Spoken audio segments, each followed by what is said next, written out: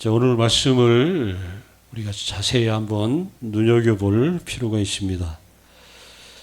먼저 22절, 23절, 24절에 이렇게 쭉 나오는 말씀이 있죠. 이 보면 아내들이여 죽게 하듯 누구에게? 크게 하세요. 남편에게 복종하라. 남편은 아내의 머리니라. 자, 아내들은 범사 모든 일에 남편들에게 복종하라. 자, 아내들이요, 특히 이 말씀을 잘 눈여겨 보시고 기억하시기 바랍니다. 남편에게 복종하라. 죽게 하듯. 남편은 아내의 머리다. 아내들은 범사의 남편들에게 복종하십시오. 이렇게 말씀을 하고 있어요. 자, 이 문자 그대로 우리가 보면 특히 요즘 젊은 그런 세대의 입장에서 보면 자, 이런 말씀들이 그 현실적인 이렇게 현실적인 그런 말씀으로 이렇게 받아들여지기가 쉽지 않겠죠.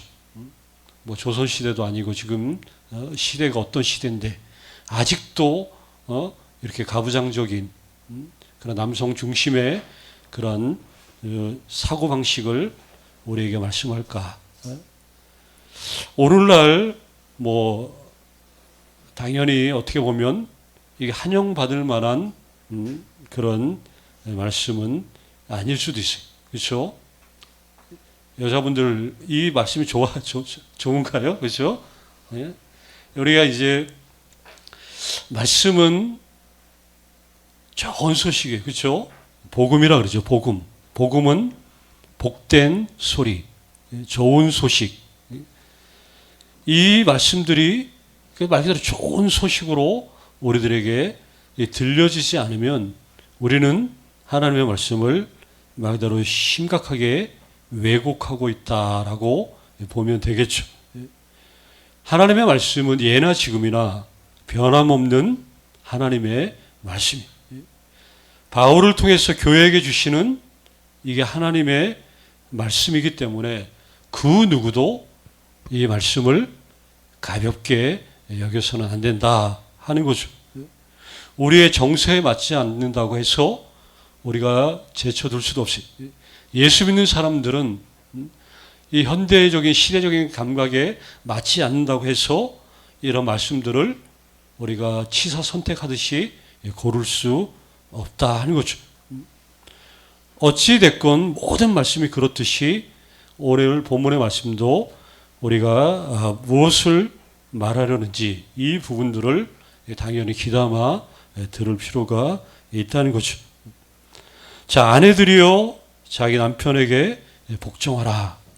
우리 22절에 이제 이렇게 말씀이 이제 시작이 되고 있는데 1세기 당시 이 말씀이 선포됐던 그 당시의 유대인과 그 헬라 사이를 보면 이 말이 뭘 말하는지 그 당시 사람들은 그냥 설명하지 않아도 너무나 잘 알고 있었어요. 왜 그러냐?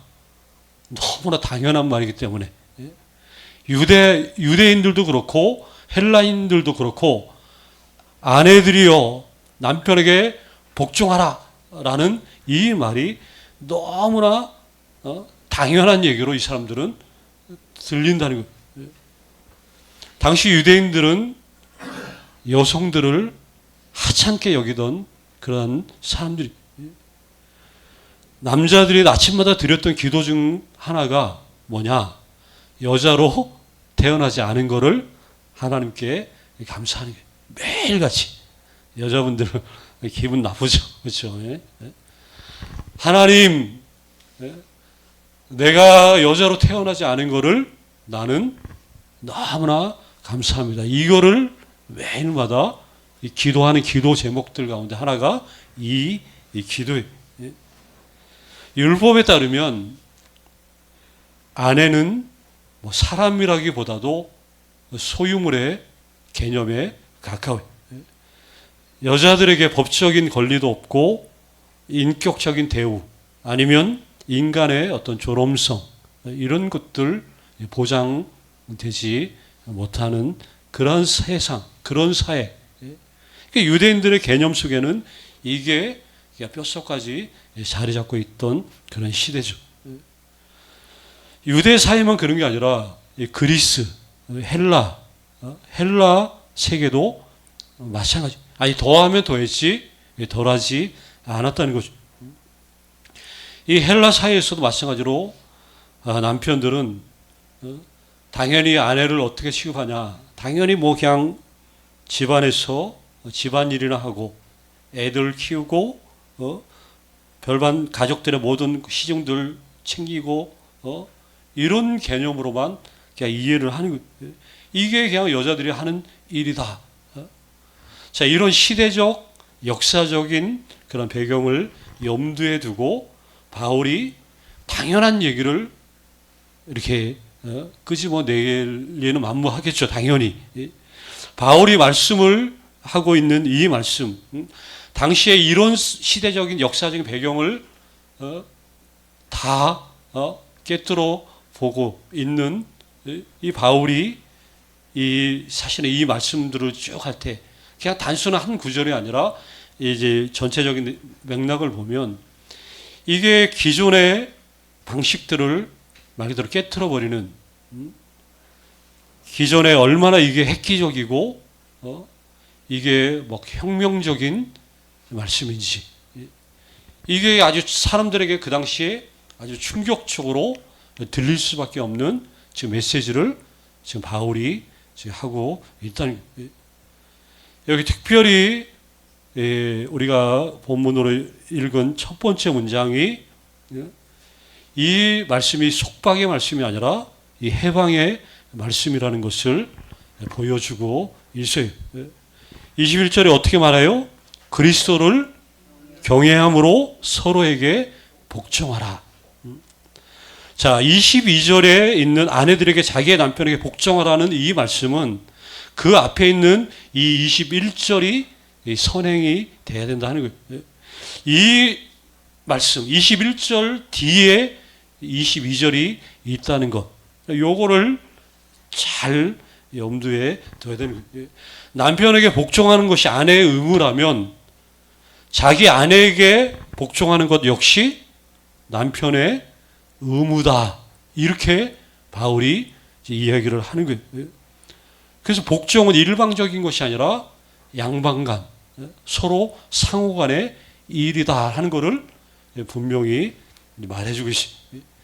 그러니 이렇게 양방간이 아니라 일방적인 그런 사회에서 양방간의 서로 상호간의 이 복종에 대한 이야기가 얼마나 그 당시에 사회적인 그런 파장을 일으키고 또 그동안 한 번도 이전에 한 번도 누구도 이런 말을 한 사람이 한 번도 없었는데 매우 생소하고 어떻게 보면 이상하게 들릴 수도 있는 그 말을 한 거예요. 지금 쉽게 말하면 생전 처음 듣는 말을 누가 한 거예요? 바울이 지금 한 거라는 거예요. 자, 이 말씀을 좀 더 우리가 이해하기 위해서는 우리 바울이 썼던 다른 편지에 보면 우리 유명한 그 빌립보서 2장에 보면 2장 6절에 이런 말씀이 있어요. 거기 보면 그는 근본 하나님의 본체시나 하나님과 동등됨을 취할 것으로 여기지 아니하시고. 자, 여기 보시면 그리스도는 등급 어떤 지위 면에서 하나님과 언제나 동등하신 분이에요. 동등하다는 말 똑같다는 거예요. 위치나 그 등급이 같다는 거예요. 지금도 동등하시고 앞으로도 영원히 그리스도는 하나님과 동등하신 그런 분이시다. 자, 그런데 동등하시지만 그리스도는 동등하심에도 불구하고 성부 하나님께 복종하시고 그 아버지께 순종을 하셨다는 거예요. 동등한데 복종하고 순종했다. 그러면 복종하고 순종한다고 해가지고 그분의 지위가 내려가거나 아니면 그분의 신성의 그 권위와 위엄이 상실된 게 전혀 아니라, 이게 뭘 말하냐? 오히려 자신을 아버지 하나님께 복종하시는 그 행위를 통해서 그리스도는 아버지와 동등하다는 것을 보여주셨다는 거예요. 이게 참 신비로운 거죠. 복종하고 순종할 때 이게 자기의 위치가 알로 내려지는 게 아니라 그게 동등한 것을 보여주는 그 모습이 이렇게 복종과 순종으로 나타나고 있다 하는 거예요. 마치 이거가 똑같다는 얘기예요. 쉽게 말하면 지금 그리스도가 하나님과 동등한데도 아버지 앞에 복종하고 순종했던 것처럼 마치 남편과 아내는 서로에게 복종함으로 그들이 동등하다 하는 것을, 동등됨을 보여줘야 된다 하는 거예요. 물론 쉽지 않죠. 서양 문화도 아니고 우리나라 이 대대로 이 남성 이런 중심의 이런 사회에서 우리가 자라고 계속 그 뿌리가 있는 우리나라 같은 사람들은 이게 사실 쉽진 않지만, 그러나 이게 성경에서 말하는 그런 원리라는 거예요. 이게 남편과 아내들에 대한 이야기로만 들을 게 아니라 나중에 모든 사람과의 관계가 이렇다는 거예요. 부모도 그렇고 자녀도 그렇고 여기에 이런 기본적인 이런 배경들이 자리 잡고 있지 않으면 이게 가정에서부터도 뭔가 어긋나기 시작할 수밖에 없다 하는 거죠. 자, 계속해서 본문의 내용을 우리 살펴보면 23절, 24절에 보면, 자, 그리스도가 교회의 머리인 것처럼 그렇게 남편은 아내의 뭐라고요? 머리다. 아내들은 주께 복종하듯이 그렇게 남편들에게 복종을 해야 되고, 또 교회가 그리스도에게 복종하듯이 그렇게 아내들은 남편들에게 복종해야 된다. 자, 이런 얘기, 반복되는 얘기를 또 쭉 하고 있죠. 아까도 말했듯이 당시 유대 사회나 뭐 헬라 사회, 여기에서는 아내들을 어떻게 취급하는지 너무나 바울이 잘 알고 있었죠. 자, 이런 식으로 해서는 안 된다는 거. 교회에게 분명히 얘기하는 거예요. 에베소의 교회에 보내는 이 편지에서 여러분 가운데에서는 이런 일들이 결코 있어서는 안 됩니다라고 바울이 이야기하는 거예요. 더군다나 그리스도의 교회 안에서는 결코 이런 일이 있어서는 안 된다. 바울이 편지를 쓰고 있어요. 그래서 교회 안에서는 아내들과 남편들은 함께, 결론은 뭐 그리스도를 본받는 자들이 돼야 된다. 그리스도를 본받는 자들이 돼야 된다. 그리고 나서 25절에 뭐라고 하냐? 남편들아 아내 사랑하기를 그리스도께서 어디를 사랑하시고? 교회를 사랑하시고 그 교회를 위하여 자신을 주심같이 하라.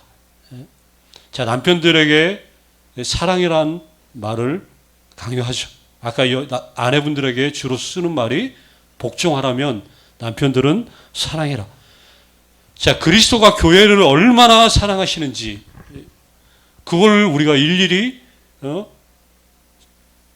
알려달라고 할 필요가 없죠. 그리스도가 교회를 얼마나 사랑하시는지 이거 다 이거는 알고 있었다는 거예요. 그분이 교회를 위해서 어떻게 자신을 내어 주셨는지. 그래서 그분의 사랑을 보면 뭔가를 얻으려는 사랑이 아니라 내어 주려는 사랑이라는 것을 잘 알고 있죠. 내어주고 또 주고 하다 보니까 아예 완전하게 자기 자신을 비워버리는 그 사랑. 이게 그리스도가 교회를 어떻게 사랑했는지 그 사랑했던 그런 모습이, 자신을 다 비워내기까지 교회를 그분은 그렇게 사랑했다는 거죠. 그 사랑 때문에 교회를, 그 사랑이 그래서 교회를 온전하게 만들고 그 말씀 한마디 한마디가 교회를 아름답게 세워 놓으셨다 하는 거예요. 그래서 교회로부터 이렇게 당신의 사랑을 막 아낌없이 내어 주심으로 인해서 교회로부터 가장 최상의 것, 제일 좋은 모습을 이렇게 끄집어 내도록. 그러니까 그 사랑이 막 계속해서 부어지는 그 공동체가 바로 교회의 공동체다. 그래서 우리가 바울에 의하면 교회의 머리 대신 그리스도는 다른 말로 말하면 교회의 뭐예요? 신랑이라는 거예요. 신랑. 우리가 교회를 갖다가 우리가 뭘로 표현해요? 신부로 표현하잖아요. 그 교회의 신랑, 그분이 신랑으로서 교회를 신부로 어떻게 대우하고 어떻게 사랑했는지. 그러니 여기 교회의 신랑으로 그리스도는 교회를 향해서 막 윽박지르거나 아니면 막 무시하거나 한 번도 교회를 함부로 대하신 적이 없는 것처럼 남편들에게 이렇게 이런 식으로 그리스도가 하셨던 방식으로 이렇게 아내들이 온전해질 수 있도록 최상의 것들을 끄집어낼 수 있도록 그러한 사랑을 하라고 이제 이렇게 이야기를 하고 있다는 거죠. 그래서 뭐 상전처럼 대접받으려고 하면 안 돼. 요즘 시대 더군다나 여기 복종하라고 했더니 누군가 위에 뭐 군림하는 게 아니라는 거죠. 여기 그 아내들에게 특별히 아까도 말했듯이 복종하라. 남편들은 아내들을 어떻게 하라고요? 사랑하라. 자, 복종과 사랑이라는 두 단어가 나오는데 이 두 단어의 차이를 사실은 구별하는 게 그게 쉬운 게 아니에요. 복종한다는 게 뭘 말하냐? 복종은 누군가에게 내 자신을 내어주는 게 복종이에요, 사실은. 그러면 사랑은 그럼 어떤 거예요? 사랑도 그렇지 않나요, 그렇죠? 사랑도 똑같이 사랑한다는 것은 누군가를 위해서 내 자신을 반응이 없어요. 어떻게 해요? 내어주는 거예요. 그러면 복종은 누군가에게 내 자신을 주는 것. 사랑은 누군가에게 내 자신을 내어놓는 것. 복종과 사랑이 같은 거예요, 틀린 거예요? 결국은 같다는 얘기죠. 같다는 얘기죠. 동일한 것의 두 가지 형태일 뿐이지 근원적인 거는 같다라는 거예요.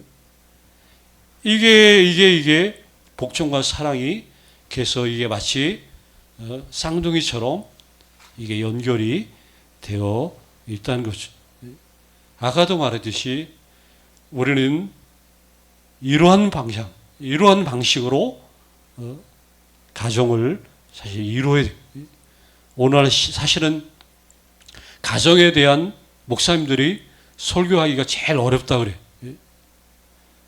왜 그래요? 가정들이 너무 우리나라 지금 막 초토화됐어요. 부모와 자녀들 간의 갈등들이 심하고 부부 간의 갈등들, 부모와 자식 간의 갈등들이 뭐 너무나 이게 많이 허물어졌죠. 제가 처음에 교회 개척할 때 처음에 이렇게 이제 멤버 시작하면서 할 때 참 이상 공교롭게 그때 깨진 가정이 너무 많았어요. 깨진 가정이 많으니까 5월 달에 가정의 달 되면 뭐 이런 막 얘기하기가 참 얘기할 수가 없어. 할 수 없어. 왜냐하면 뭐 예수 믿는다고 해가지고 다 후배 그 뭐 우리 그 데려다 놨더니 다 보면 막 거의 뭐 깨진 가정이 너무나 많아요. 때로 교회 안에서 애들은 후배 교회 안에서 학생 청년 때 만나가지고 결혼까지 했는데 나중에 이혼하고 뭐 그런 사람들이 너무 많다 보니까 이런 얘기를 막 이제 쉽게 하기가 이제 어렵죠. 근데 어렵지만 이게 하나님의 말씀이기 때문에 분명히 우리가 들어야 되는 것이죠. 그리스도를 경외함으로 피차 서로에게 복종해야 된다는 거예요. 아내들은 더 복종하시고 남편들은 더 사랑하시고 결국은 이 두 말은 더 똑같은 내 자신을 내어주는 그동안 평생 그렇게 잘 살아오셨지만 더 갈수록 이것들이 깊어지길 간절히 원해요. 갈수록 깊어져야죠. 갈수록 의지할 것 주님과 또 이 세상에서 누구 가족밖에 사실은 없죠. 물론 이게 이제 우리가 그리스도 공동체이기 때문에 이게 이제 확대돼 가지고 다 예수 안에서 한 믿음의 가족 공동체가 되기 때문에 남편과 아내뿐만 아니라 우리 모든 공동체 믿음의 한 가정을 이루는 우리는 서로에게 복종하고 서로에게 사랑하는 그 기준은 그리스도를 경외함에 이 모든 것들이 담겨져 있다. 그분을 그렇게 내가 사랑한다라고 말하면 눈에 보이는 우리들을 어떻게 또 바라보고 어떻게 대해야 될지 이 답이 쫙 나오죠. 이게 우리를 향하신 우리 모두를 향하신 하나님의 뜻임을 우리가 분명히 하시고 이 올해 정말 더 좋은 가정의 길로 이렇게 나아가시기를 간절히 주의 이름으로 축원합니다. 아버지 하나님.